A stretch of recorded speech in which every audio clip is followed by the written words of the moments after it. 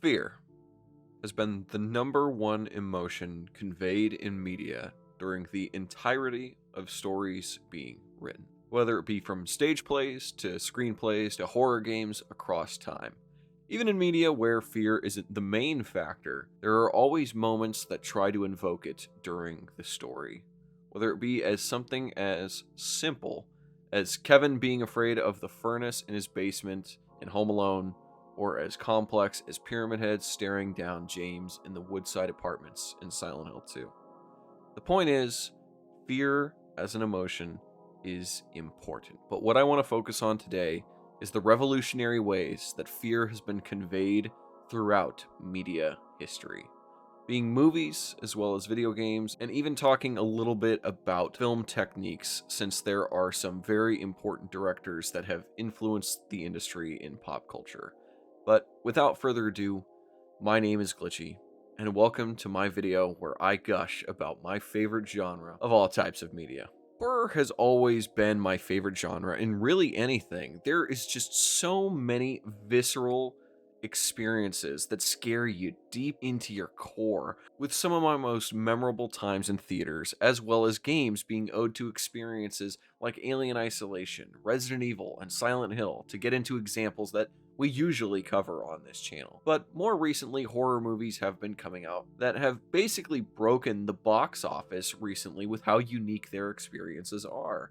They really inspired me to want to talk about just how much I love this genre and all the different ways that horror has proven it can push the industry even further than it could possibly imagine. Plus, just talking about how much I love these specific pieces of media is definitely going to be a sweet little treat. I wanted to start out with how Alien Isolation creates a sense of fear in so many different ways and just how effective it can be while not resorting to just jump scares and cheap tactics.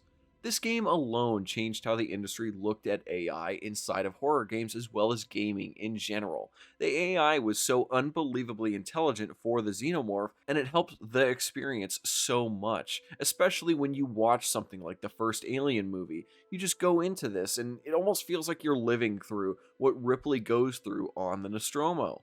The beginning sections of the game set the scene so well, with everything being calm and almost instantly descending into chaos, showing how fucked up the ship really is and how desperate the survivors are, where they're not even willing to meet new people, since everyone is just horrified to find the alien. And the actual build-up to meeting the xenomorph is genuinely huge, since you don't actually have to interact with it until about an hour or two into the game. But that doesn't mean you don't see it affect the world. Like, you see people get killed by it and even hear about it as if it's a legend around the ship with the survivors. But when you finally meet it, it's actually one of my favorite sections, since you have just escaped a group of hostile survivors, and as you're leaving, they're debating if they should even follow you or not, since they know the xenomorph is usually lurking in lower parts of the ship. And at this point, Ripley knows there's something there, so now time is just ticking until you finally find it. And when you do, it's fucking flawless.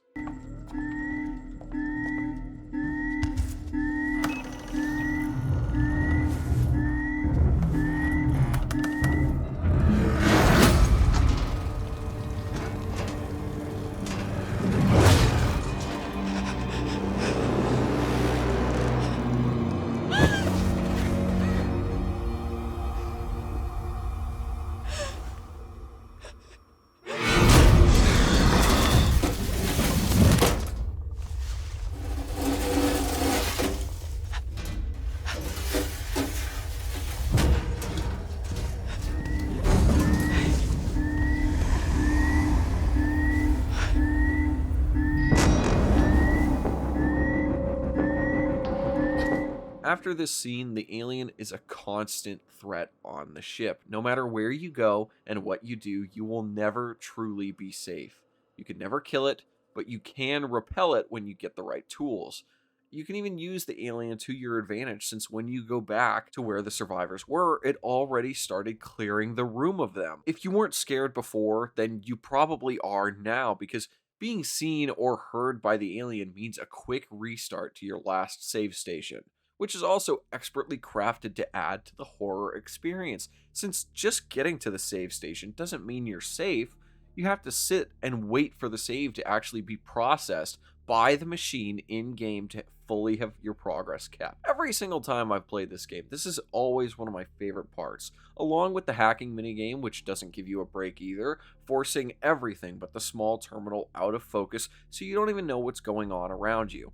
It all adds to the fear factor. Every single moment you're moving, you're just chancing that something can detect you and send you back to square one. This game also handles survival horror extremely well, because even though most games only have you dealing with crafting, health, and ammo, this game has you micromanaging a shit ton of resources for craftables you'll be dealing with and using all throughout the game.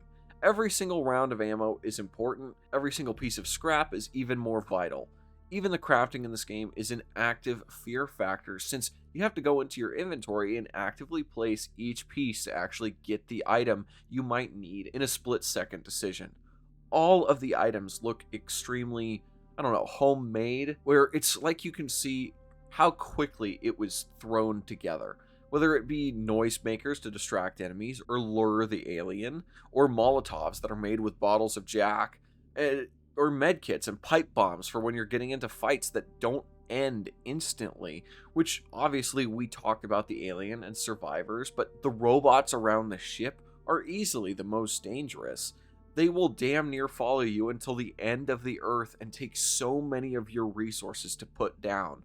I try to avoid them as much as possible, but there are plenty of times where that simply isn't an option, meaning you'll have to waste ammo, craftables, or healing to simply be forced into an even worse scenario in a few minutes.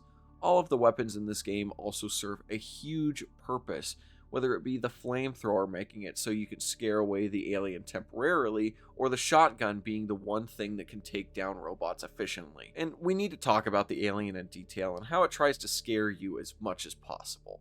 The AI alone is easily one of the best things about this game, since technically there are two aliens, where one knows where you are constantly and the other doesn't have a clue. The one that does is feeding information and hints to the one who doesn't know where you, as the player, are. Depending on the difficulty you're playing on as well, means the frequency of the information and hints given out becomes more and more.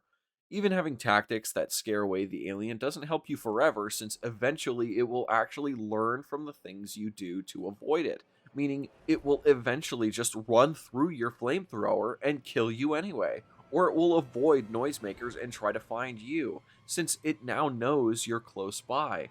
It will loom inside of vents waiting for you to go back into areas you frequent, and will wait outside doors you shut down, since it will figure out that eventually it can get to you.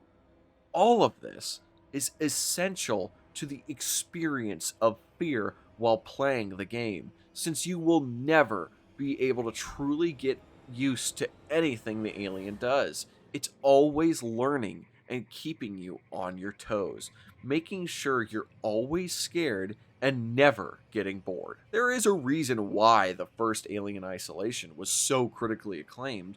The AI, the music, the environments, the art, it all played a role to make the player scared.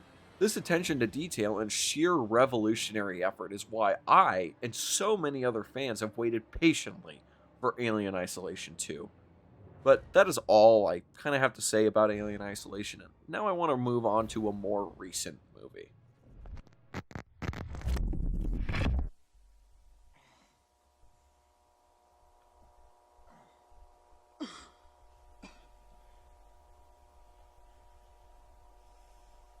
The Backrooms, as a film and as a series online, is based completely off of the fear of the unknown and the perversion of the familiar, showing liminal spaces as well as the perspectives of normal people like you and me getting thrown into situations that come straight from nightmares. Being thrown into an infinite maze where creatures lurk based off of your own memories, and some that are even born out of the backrooms. The film and series doesn't even exclusively deal with this as a whole, since you get to deal with people being as much of a threat as the monsters themselves. And there are barely any scenes in the movie, besides near the end, where monsters are directly on screen and affecting the plot, since most of the time you're just seeing things move slightly or hearing them move in the background. And the series and the movie also heavily deal with another human emotion, being our insane sense of curiosity. Clark in the film has such a pull towards the Backrooms that it comes at the detriment of so many around him. Whether it be his therapist or his two workers at a store, it works so well since no matter what in the movie, you're always wondering what lies behind corners. Kane Parsons just has this innate ability to make you want to see what lies beyond, while also making you feel horrible for even asking the question and getting your answer. Whether it be async agents giving you answers, or what happens to random people who find themselves inside the backrooms, or seeing the found footage yourself, the Backrooms flawlessly feeds into fear in such a unique way that nothing else has really been able to get into in movies or games, not allowing you to fully understand what is going on, as well as giving you barely anything to go off of, making you want to delve deeper into the mysteries despite how much you want to be in the safety of conformity, even if curiosity killed the cat in this infinite maze of yellow halls. But we need to move much more into the direction of how games and media use horror even when it isn't the main genre they're focused on. Everything uses horror or fear factors in some way when making entertainment, making scenes where you are meant to feel scared before jumping directly back into the main genre you're already engaging with. Whether it be something as simple as jump scares to entire filming techniques that have been created and now used in media that was never meant for horror, like POV shots of the people who would be antagonists in horror movies like slasher films, or the dolly shot, which is usually attributed to Alfred Hitchcock. And these have been used endlessly since they were created. Horror and media tied to fear has always been revolutionary in whatever space it is a factor in. And we already talked about how Alien Isolation changed the industry for game development, but horror as a film space has changed every single time a new director gives a new spin on a camera shot or a way certain scenes are filmed. It's one of the reasons why it is such an important genre, since it always breeds creativity in ways that others have never thought of. Since fear may be shared by every single one of us, and some of us may have shared fears, but everyone is always scared by different experiences in life. No one has the same experiences as people, and that is what shapes horror for all directors. This isn't even including the idea of special effects and lighting. Films like Nosferatu as well as Frankenstein being the earliest examples of using both to make things scarier, playing into the fear of the dark as well as fears of things that look human which are anything but. Some of my favorite examples of movies that use horror so well come from films like The Batman, where the Riddler lurks in the shadows before killing the mayor in the first major shot of the movie, or even in monster movies, watching pure tragedy strike on towns like in the original Godzilla, where it lingers on shots of Godzilla, tearing apart entire towns, forcing you to feel absolute dread during his path of destruction. Feeling fear elevates experiences. Horror is the backbone of every single genre. You will feel fear during Mission Impossible because of the tension of the characters trying to disarm a bomb or escape a situation. You will feel fear of a crash when someone is driving recklessly in a race. Fear is the backbone of a lot of good shots or scenes. No matter what you are watching, like seriously, go find a lot of your favorite scenes and movies and ask if there is anything that tries to get a scared reaction from the viewer. Doesn't matter how big or small a reaction it is aiming for, tension, jump scares, the music, lighting, what the camera is focused on, all of these factors play into fear. And honestly, at this point, it probably sounds like I'm obsessed with fear and horror. Yeah, this is the point where I talk about it. Obsession is a special kind of horror that I have had the lovely experience of knowing personally.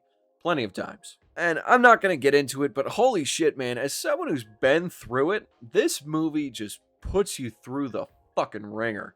And I absolutely love this movie, which is the weirdest part. And I went to go see it in theaters alone since my girlfriend didn't want to go see it, but honestly, I think that was probably a fucking mistake. Because quite frankly, I was freaking out for most of it, and I genuinely think that I can handle anything for the most part. But I feel like Curry Barker has been on the same kind of shit that I've been in.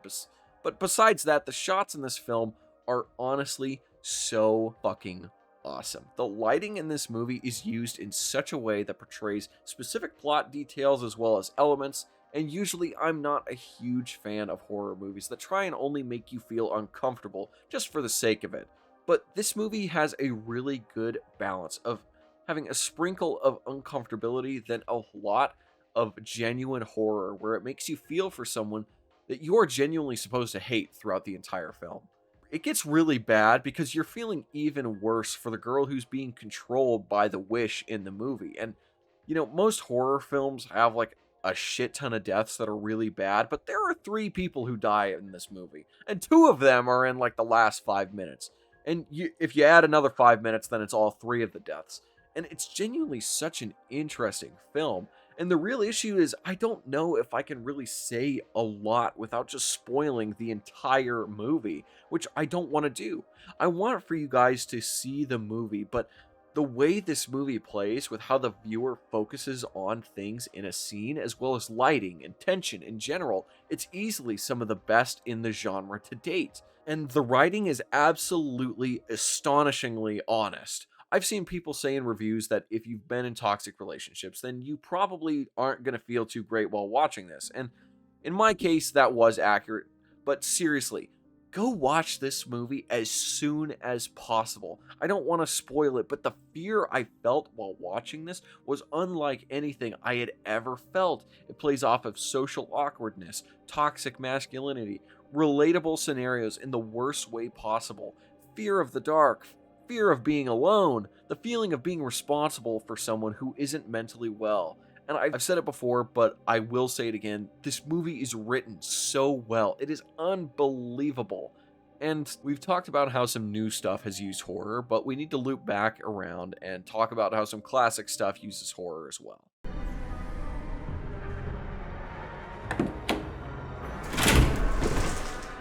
Now, as you guys may have seen, I am a pretty huge fan of Silent Hill as well as Resident Evil.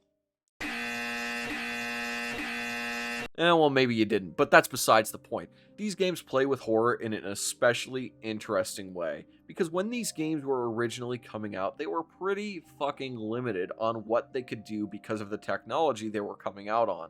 I mean, even the N64 ports of Resident Evil didn't even have cutscenes. But these games were scary back in the day, and I mean, there are some parts of the original Silent Hill 2 that give me the creeps, but for the most part, a lot of the horror doesn't hold up to today's standards. The story is what really makes the horror in the Silent Hill games, and the themes and the writing are what actually make you feel that fear. But with Resident Evil, it's a lot more cut and dry. The classic games do not feel scary in a general sense nowadays, but back when they came out, I'm sure they did. But there is one aspect that still works a lot, and works even more nowadays because of the actual horror aspects that are much more normal in the genre, which is the resource management game that exists in basically every single survival horror game.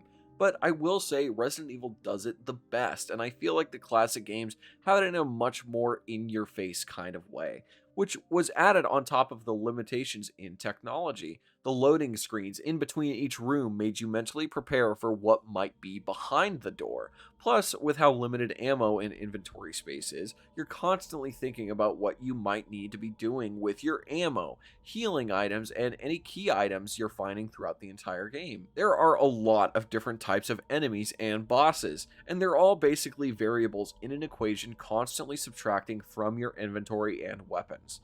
The exploration in these games is also really important. It encourages you to put yourself into uncomfortable situations so that you can get further into the game. But there is a huge gamble to be had with these moves, because if you don't do a good job, then at best you're coming out just about even, and at worst, you're in the negative in resources.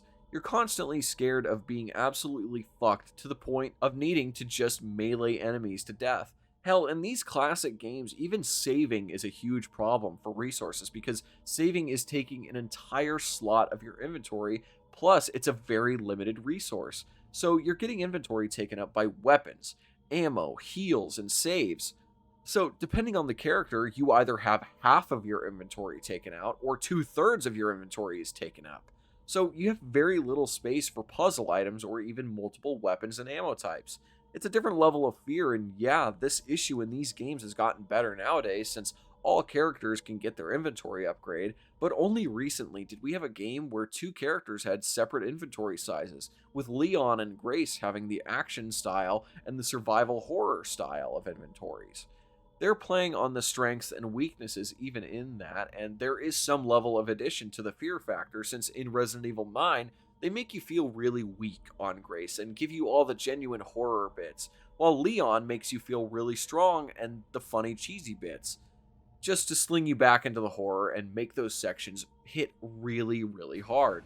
And it isn't perfectly executed in RE9, but when it does work, it works really well. And I think a lot of this game also plays off of common fears really well.